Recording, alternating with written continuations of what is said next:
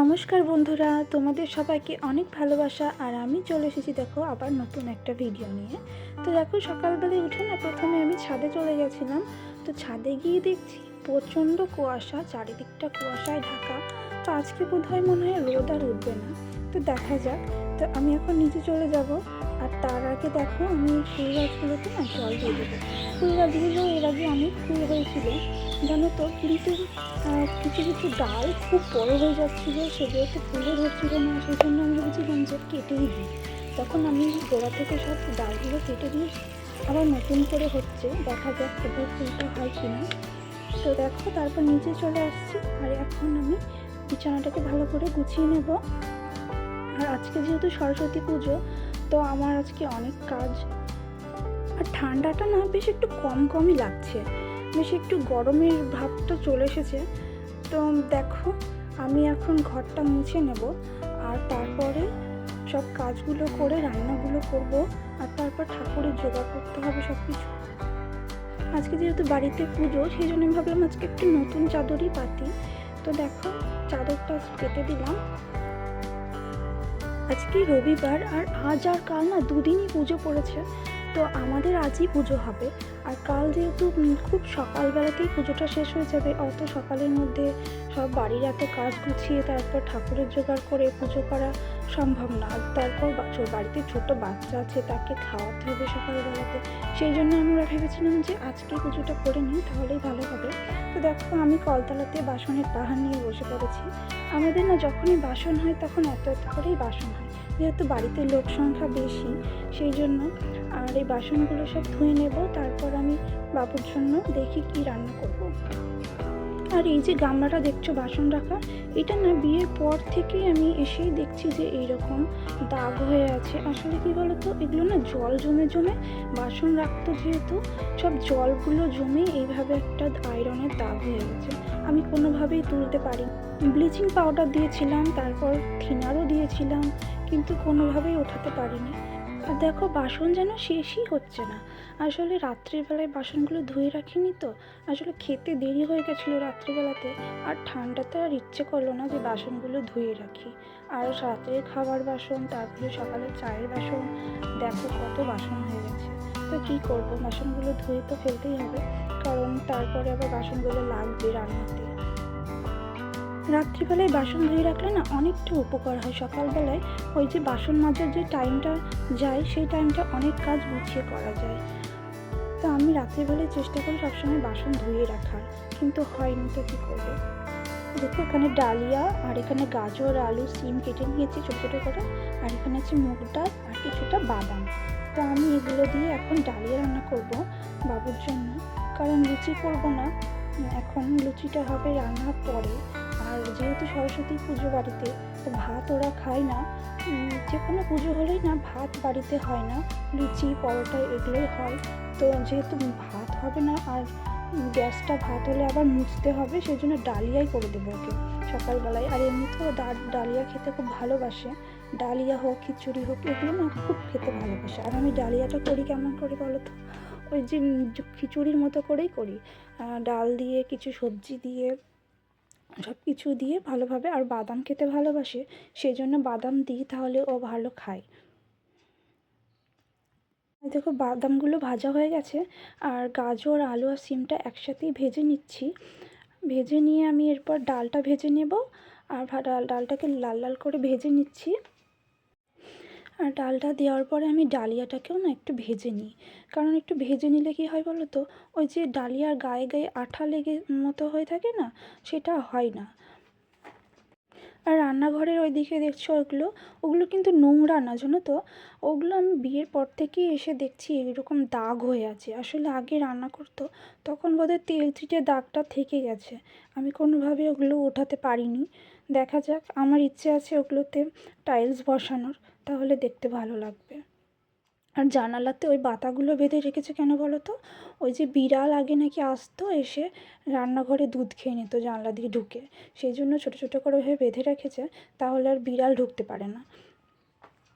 আর ওইদিকে দেখো সিটিও পড়ে গেল, খিচুড়িটা হয়ে গেল। আর আমি এদিকে বেগুন ভেজে নেব। বাবু তো বেগুন ভাজা খেতে খুব ভালোবাসে, ওই জন্য ওকে ভাবছি একটু বেগুনটা ভেজে দিই। তাহলেও খাবে। ও না কোনো সবজি খেতে চায় না, কিন্তু ভাজাভুজি হলে খায়। যেমন বেগুন ভাজা, আলু ভাজা, পাঁপড় ভাজা। কিন্তু ভাজাভুজি তো অত খাওয়া ভালো না, আর পাঁপড় ভাজাও বেশি খাওয়া ভালো না, গ্যাস হয়। তো কী করব, খাওয়াতে তো কিছু হবে। আর সেই জন্য একটু ভাবলাম বেগুনটা ভেজে দিই, তার খিচুড়ির সাথে ভালো খেয়ে নেবে তাহলে। না হলে খুব খাওয়াতে গিয়ে আমাকে জ্বালাবে আর আমার দেরি হয়ে যাবে কাজ করতে গিয়ে। দেখো হয়ে গেছে রান্না, তারপরে এখন ওকে আমি খাইয়ে দেবো। একটু পাতলা করেই নামিয়েছি জানো তো, কারণ কারণ একটু পরে না জমে যাবে, তখন একেবারে শক্ত হয়ে যাবে, খেতে পারবে না। আর এদিকে আমি আমার এদিকে মশলা কৌটোটা ছিল আগের, সেইটা না ভেঙে গেছে, সেই জন্য আমি ভাবছি এটা কিনে রেখেছিলাম, মেলা থেকে নিয়েছিলাম। তেজপাতাগুলোও আমি এই কৌটোতে রেখে দিলাম, কারণ হাতের কাছে থাকলে না রান্না করার সময় সুবিধা হয়। আর গরম মশলার প্যাকেটটা ব্যবহার করেছিলাম, কাটা আছে, সেই জন্য আর বাইরে কোথাও রাখলাম না, কৌটোতেই রেখে দিলাম ভাঁজ করে, তাহলে সেন্টটা থেকে যাবে। আর আমি এদিকে দুপুরে রান্নাটা করে নেব, তারপর পুজো হবে। আগে রান্নাটা ভাবলাম সেরে নিই, তারপর স্নান করে পুজো করতে বসবো, কারণ পুজো তো লাগবে, অনেক দেরি আছে। 12টা কততে পুজো লাগবে, তো 1টাই বেজে যাবে পুজো বসতে। সেই জন্য আগে রান্নাটা কমপ্লিট করে নিয়ে পুজো করব, তাহলে আর কোনো অসুবিধা হবে না। আর বাবুকে ওইদিকে খাওয়ানো হয়ে গেছে, আর আমি তো উপোস। তো দেখো এদিকে ফুলকপি আলুর তরকারি হবে, আর ছোলার ডাল আর লুচি। ফুলকপিটাকে ভেজে নেব প্রথমে লাল লাল করে, আর তারপর আলুটাকে লাল লাল করে ভেজে নিয়ে তারপরে করব। আর ফুলকপি দেখো আমার এদিকে ভাজা হয়ে এসেছে। এর আগের দিন একটা ফুলকপি এনেছিল জানো তো, সেটা না পোকা ছিল, কিন্তু আজকেরটা বেশ ভালো, একেবারে ফ্রেশ। আর আমি ফুলকপি রান্না করলে না, আমি আগে একটু জল দিয়ে ফুটিয়ে সেই জলটাকে ফেলে দিই, তাহলে না একটু গ্যাসটা হয় না। কিন্তু আজকে আর সময় নেই, সেই জন্য আমি আজকে করলাম না, আজকে এমনি শুধুই ভেজে নেব লাল লাল করে। আর ওদিকে দেখো গরম জল বসিয়ে দিয়েছি বাবুর জন্য, বাবু স্নান করবে। আমি আজকে স্নান করানোর একদম টাইম পাবো না, ওই জন্য বাবাকে বলেছি একটু স্নানটা করিয়ে দিও। স্নান করাতে না ওকে অনেক সময় লাগে, ও খুব বদমাশি করে, খুব দুষ্টুমি করে। আর গায়ে জল দিয়ে ভিজিয়ে দিলে তখন আমাকে আবার চেঞ্জ করতে হবে, সেই জন্য আমি ভাবলাম ওকে, বাবাকে বলে দিই স্নান করাতে।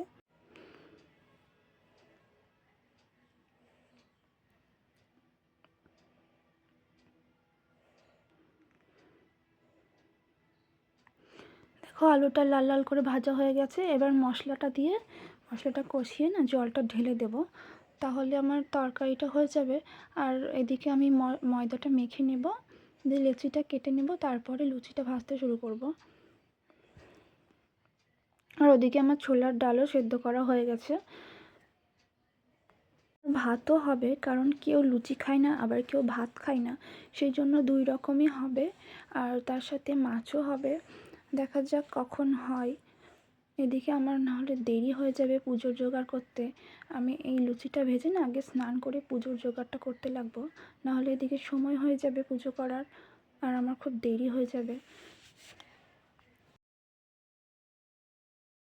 স্নান করে দেখো এই শাড়িটা পরবো, আর স্নান করা তো হয়ে গেছে। আর আমি নাইটি পরেই প্রথমে চলে এসেছি জোগাড় করতে, কারণ শাড়ি পরে না আমি একদমই কোনো কাজ করতে পারি না, সেজন্য আগে সব পুজোর জোগাড় করে তারপরে শাড়ি পরবো। ফলগুলো কাটা হয়ে গেল। আর ঠাকুরটাকে দেখছো, ওই ঠাকুরটাকে কিন্তু বাবু কোলে করে নিয়ে এসেছে জানো তো, আর ঠাকুরটাকে ওই পছন্দ করে নিয়ে এসেছে। ঠাকুরটা কেমন হয়েছে তোমরা অবশ্যই বলবে। এর আগের বার না ওর হাতে খড়ি হয়ে গেছে, আর এইবারও একেবারে পাগল হয়ে আছে যে কখনো অঞ্জলি দেবে। তো ওর তো অঞ্জলি দেওয়ার বয়স হয়নি, শুনেছি 5 বছর না হলে অঞ্জলি দিতে হয় না, কিন্তু ও খুব ব্যস্ত অঞ্জলি দেওয়ার জন্য, দেখা যাক কী করে। আর আমাদের বাড়িতে এই পুজোটা কবে থেকে হয় বলো তো, মানে আমার হাজব্যান্ড যখন ছোট ছিল, যখন আমার হাজব্যান্ডের হাতে খড়ি হয়েছিল, তখন থেকেই আমাদের বাড়িতে এই পুজোটা হয়। আর এই জায়গাটায় ডাইনিং টেবিল ছিল জানো তো, তো আমি কোথায় পুজো দেবো, পুজো দেওয়ার তো জায়গা নেই, মানে পুজোর জন্য একটা বড় জায়গা দরকার হয়। তো এই ডাইনিং টেবিলটা সরিয়ে দিয়েছি, দিয়ে এখানেই পুজোটার আয়োজন করেছি। আর ডাইনিং টেবিলে তো আমরা কেউ খাই না, সেই জন্য কোনো সমস্যাও নেই। আর খেলেও না আমি খাই, তাও কোনো একদিন। আর নিরামিষই খাই, মাছ মাংস তো খাই না, তাই এখানে ডাইনিং টেবিলটা সরিয়ে এখানেই পুজো দেওয়ার ব্যবস্থাটা করেছি। ফল কাটা হয়ে গেছে আর জোগাড়ও হয়ে গেছে দেখো। আর এই যে আলপনা দিয়েছি দেখো, এগুলো কিন্তু আমার শাশুড়ি মা দিয়েছে। আর আমি রেডি হয়ে চলে এসেছি, কেমন লাগছে বলবে অবশ্যই। আর এই দেখো পুজো শুরু হয়ে গেছে, কত সুন্দর লাগছে না দেখতে। তোমাদের বললাম না বাবু পুজো দেওয়ার জন্য ব্যস্ত হয়ে যাবে। ওই দেখো অঞ্জলি দিতে শুরু করেছে, কিন্তু ও এত সুন্দরভাবে অঞ্জলি দিচ্ছে, এত সুন্দরভাবে মন্ত্রগুলো উচ্চারণ করছে না, একটুও বাজছে না। আর আমিও বসে পড়ছি দেখো পুজোর কাছে। আসলে কখন ধূপ দিতে হচ্ছে, আবার কখন পোলতেটা উঠিয়ে দিতে হচ্ছে, সেই জন্য বসে আছি। আর খাওয়া দাওয়ার পরে দেখো বাসন কত হয়েছে।